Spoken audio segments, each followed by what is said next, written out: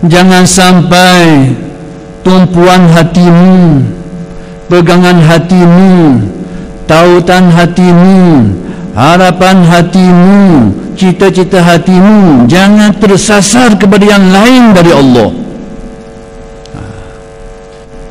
Maka salah satu daripada sudut kewalian seseorang itu adalah sudut himmahnya, tumpuan hatinya tidak menyasar kepada yang lain daripada Allah Subhanahu wa ta'ala.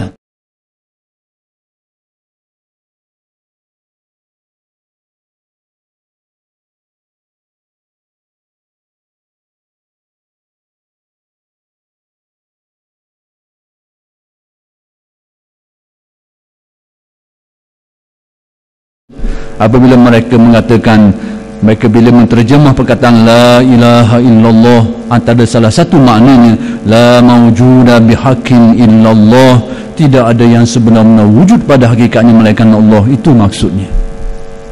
Itu maksudnya. Maka demikianlah kalam Syekh, kalam hikmat yang ke-46.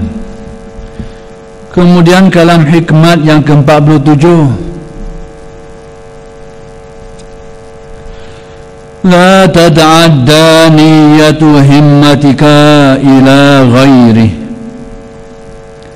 fal karimu la tatakhattahul amal. Kalam hikmat ini berkait dengan kalam hikmat sebelumnya. Kalam hikmat sebelumnya menyatakan hakikat yang sebenarnya. Kalam hikmat sekarang nak menyatakan bagaimana kita dalam menghadapi hakikat tadi itu, kita guna dalam menempuh hakikat tadi itu. Maka salah satu daripada ehwal yang sepatutnya kita adalah apa yang ingin disampaikan oleh Syekh dalam kalam hikmat selanjutnya ni. Baik, maksudnya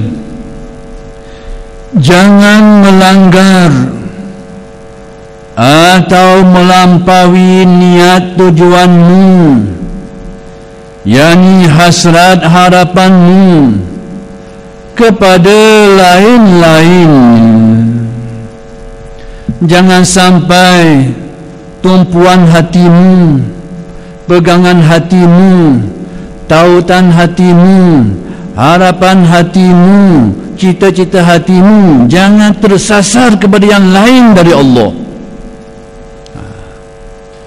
Itu maksudnya. Jangan sampai keyakinan hatimu, pautan hatimu, harapan hatimu, segala ini jangan sampai pewing, kata orang, pewing, lagi ke lain, menyasar dari yang hakiki kepada yang lain daripada Allah. Dalam kalam hikmat ini seolahnya Syekh nak beritahu, setelah engkau tahu hakikat yang sebenar wujud hanyalah Allah, orang lain bergantung ke dia, maka jangan hatimu pewing ke lain. Kau pandanglah dia, kau letakkan tumpuan hatimu hanya kepadanya, tidak kepada yang lain. Sebahagian daripada rahsia kewalian adalah sudut ini. Wali adalah rahsia antara manusia dengan Tuhannya. Tidak ada orang tahu kecuali yang dizahirkan Allah. Maka salah satu daripada sudut kewalian seseorang itu adalah sudut himmahnya, tumpuan hatinya tidak menyasar kepada yang lain daripada Allah Subhanahu wa ta'ala. Sebab itu ada riwayat-riwayat hadis yang memberikan gambaran tentang perkara ini. Nabi kata, rubba ash'atha aghbara zittimrain law aqsama 'ala Allahi la abarrahu. Ada kalanya orang yang kusuk masai, debu. Ash'asanya orang yang rambutnya geseng, kusuk masai. Aghbara, berdebu pakaiannya itu, tidak bersih, tidak comel macam orang lain, iaitu sesuatu yang membayangkan kemiskinan atau juga membayangkan keadaan orang yang melupakan sesuatu sehingga terlupa sikit tentang pengurusan diri. Bukan lupa tu, agak macam kurang cana sikit kerana asyik kepada yang lain, juga membayangkan ke situ. Zitimra ini yang memiliki pakaian yang compang-camping, sama ada kerana kemiskinan atau kerana zuk. Lau aqsama 'ala Allahi la abarrahu. sekiranya dia bersumpah memohon kepada Allah, la abarrahu, pasti diperkenankan, tidak akan ditolak. Ada pesan ini. Perkataan lau aqsama 'ala Allah mengisyaratkan kepada kalau diminta kepada Allah tidak pandang ke lain dah, akan ditunaikan serta-merta. Tapi sinilah kadang-kadang berlaku kecelaruan sikit dalam pemikiran orang kita. Bila Nabi sebut rubba asy'asa aghbara, ada kalanya orang yang kusuk masai, orang yang berdebu pakaiannya, zitimroinya pakai pakaian copang-camping. Hadis ini membayangkan tentang suatu keadaan manusia yang mulia hati nuraninya, tapi zahirnya agak seperti ini keadaannya. Bagaimana sebenarnya maksud? Apakah nak jadi wali kena jadi gitu? Atau apakah setiap wali gini biasanya? Ni kena tanya dua soalan, kena jawab. Ni kena jawab dua soalan. Apakah nak jadi wali kena begitu? Tidak. Tidak semestinya. Cuma nak menyatakan dalam sejarah ada wali pesan ni, tapi tidak seperti itu semestinya nak jadi wali. Berat nak jadi wali pesan ni. Tak ada orang nak mengaji ilmu makrifah. Main pakai capan-capan ni. Satu. Dan apakah setiap wali seperti ini? Tidak juga. Tapi orang kita dalam fikiran orang kita main bayang gitu. Mau cari tak wali, mau cari pakai seluruh hok copang pelubang-pelubang sekali tu. Mau cari kat tepi jalan tu tak wali lah tu.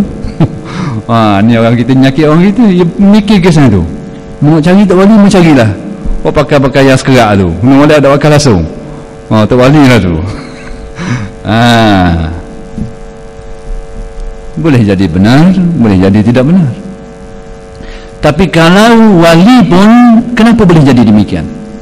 Kenapa? Ada beberapa sebab. Pertama sekali, kerana kenyataan hidup dia seorang miskin. Tak nak elok, dia miskin, kata apa? Dan dalam dunia tasawuf, ahlu sufah memang miskin. Secara kebetulan dia memang begitu. Tapi nak beritahu, Nabi nak beritahu bahawa di kalangan kelompok-kelompok orang semacam ni ada orang yang hati kewalian. Satu. Yang kedua, kerana zuk hatinya, zuk. Pada waktu mereka bergelora dengan hatinya, mereka suka nak hidup gitu. Dia buat ikut dia lah. Orang lain jangan ikut.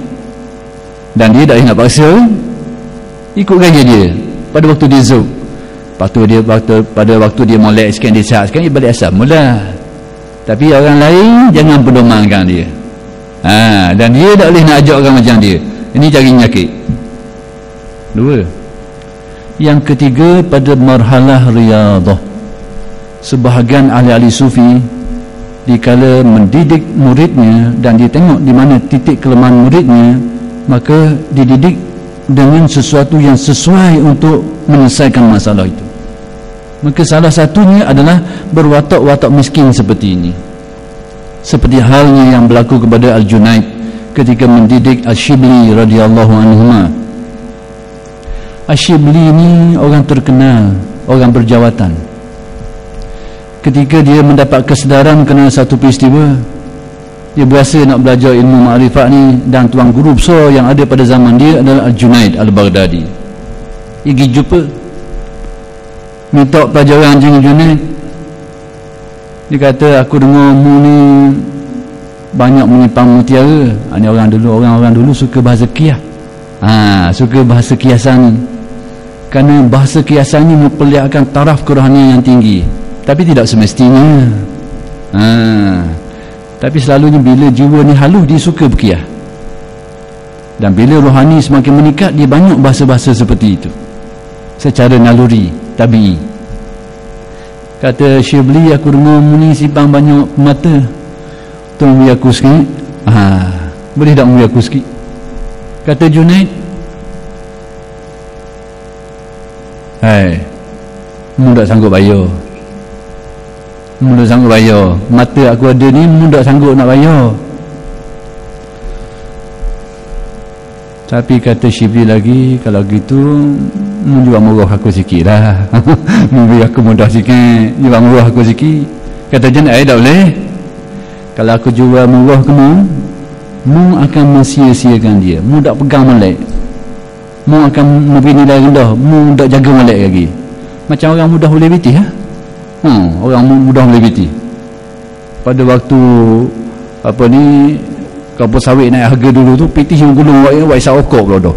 Mudah biti. Wak isap okok pula dah. Macam kertas rasuk khabar. Ni manusia, panggil manusia. Kata Junaid tak boleh. Kalau aku khabar mudah, tak ambil hal lagi. Buat mudah-mudah je.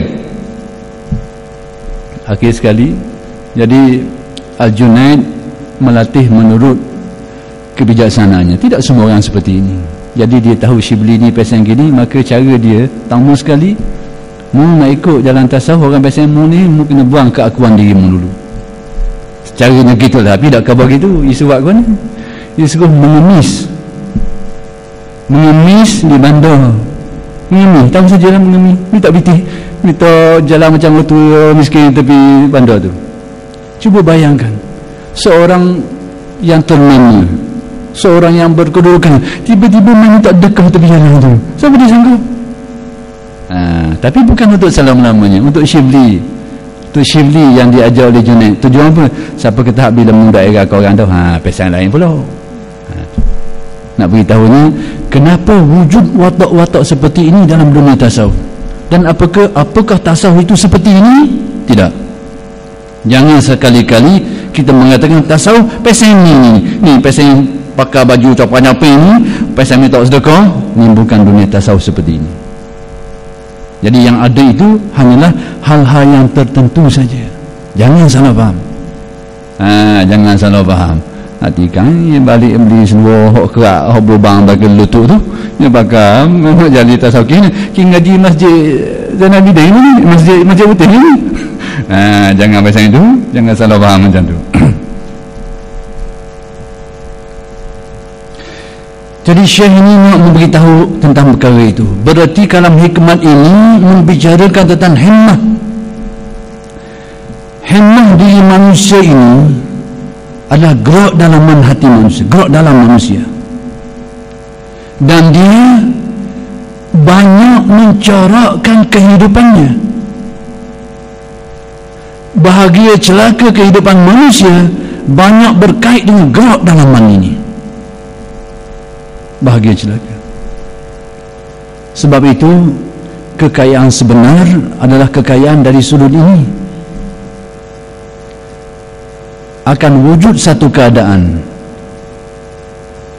seseorang yang dilempahi kekayaan melampau ruah, tapi dia seorang miskin. Boleh berlaku.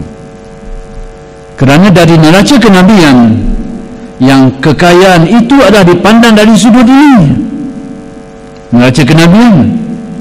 Sebab itu ada hadis Nabi yang menyebut tentang perkara ini, laisal ghina an kasratil aradi wa innamal ghina ghinan nafsi. Tidaklah kekayaan sebenar itu, bukanlah kekayaan sebenar, kata Nabi. Kalau mu nak cari orang kaya sebenar, mu jangan tengok sudut tu. Bukan kekayaan sebenar, kata Nabi, orang yang banyak harta pemilikannya, bukan.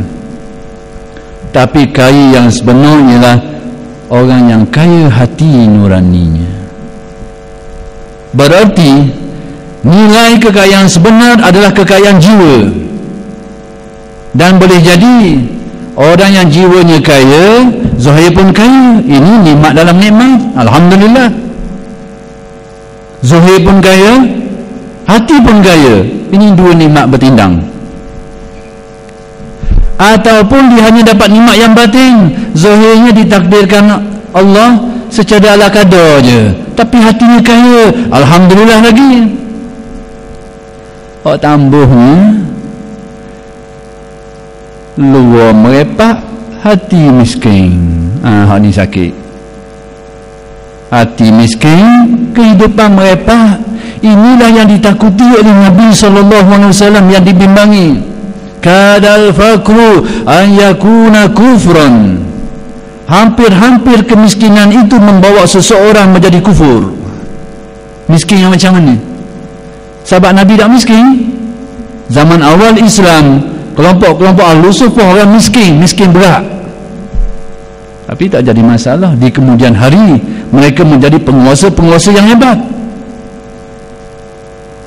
Tapi miskin mana yang Nabi bimbang? Miskin tadi, hati miskin, zahir pun miskin. Hak ni dah tergadai agama, terjual agama. Maka sebab itu Nabi ajar kita doa. Ni nak kait dengan ni je kalam hikmat Syekh, nak khabar mukadimahnya. Apa maksud kalam Syekh ini? Jangan sampai hatimu memilih kepada yang lain dari Allah. Apa pentingnya perkara ni? Ni bendanya. Nabi pernah ajar kita doa, nampak simple tapi berarti dalam hidup. Allahumma aghnini bihalalika an haramika. Yang kedua itu jangan merpati. Wa bifadlika amman siwaka. Inilah yang sedang dibicarakan oleh Syekh, sebahagian dari apa yang diajar oleh Nabi. Wahai Tuhanku, jadikanlah aku ini orang merasa cukup dengan yang halal dari yang haram. Rasa cukup. Halal banyak pun banyaklah, sikit pun sikitlah, tapi rasa cukup dengan yang halal. Tapi yang kedua itu, ya Allah ya Tuhanku, jadikanlah aku orang yang hatiku cukup dengan melihat pemberian-Mu. Wa aghnini bifadlika amman siwaka. Jadikanlah hatiku ya Allah hanya merasa cukup dengan pemberian-Mu ya Allah. Yang ni sahaja nampak apa-apa boleh kita dari belaka ya Allah. Nak gitu. Inilah hati orang kaya. Hati orang yang merasa cukup dengan pemberian Allah.